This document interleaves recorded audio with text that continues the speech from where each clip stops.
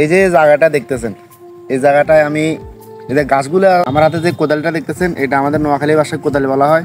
এটা দিয়ে এই গাছগুলো আমি এই যে গর্তের মধ্যে ফালাবো, আর এখানে মাটি তুলবো। মাটি তোলার পরে কিছুটা বড় বড় করে হাইট করবো, এখানে টমেটো চাষ করবো।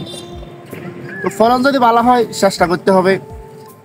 চাষ করার পরে হয়তো অনেকে বলবো, তুমি এখানে চাষ করতেছ, ফলন ভালো হইব না, কি সার দিছ তুমি জানো না, এই যে পরিশ্রমগুলো করতেছ এগুলো হুদাই দেব, মানে কোনো কাজে আসবে না। তো অনেকজনের অনেক মন্তব্য। তো আমি মনে করি আমি আমার জায়গা থেকে আমার লক্ষ্যকে, এটা আমি পরিশ্রম করলে আমার সফলতা করতে হলে অবশ্যই আমার নিজেকে নিজে লক্ষ্যকে স্থির রাখতে হইব।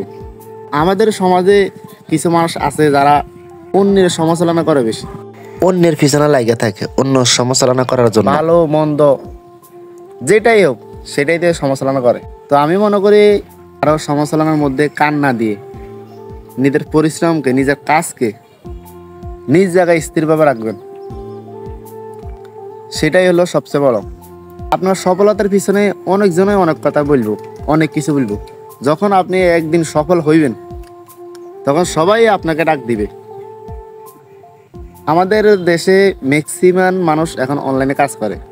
তো যারা কন্টেন্ট ক্রিয়েটর আছেন, যারা ফেসবুক চালান বা ইউটিউব চালান, তাদেরকে বলি, হয়তো আপনি ভিডিও ছাড়তেছেন বা একদিন ছাড়তেছেন, 2 দিন ছাড়তেছেন, আপনার ভিউজ হয় না, লাইক পড়ে না, আপনি ভিডিও করা ছাড়িয়ে দিতেছেন।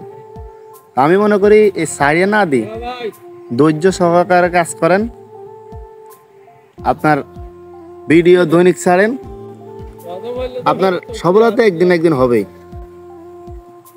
তো কারো কথায় কান না দিয়ে, কারো সমালোচনায় কান না দিয়ে নিজের লক্ষ্য, নিজের কাজ সবসময় স্থির রাখবেন, সেটাই হলো সবচেয়ে বড়। যে কোনো কাজ করবেন ধৈর্য সহকারে করবেন। কে কি বলছে না বলছে সেটা দিয়ে খেয়াল না করে সবসময় নিজের কাজকে গুরুত্ব দিবেন। একদিন না একদিন আপনার এগিয়ে যাবেন, বা এগিয়ে যাওয়ার রাস্তাটা আপনি খুঁজে পাবেন।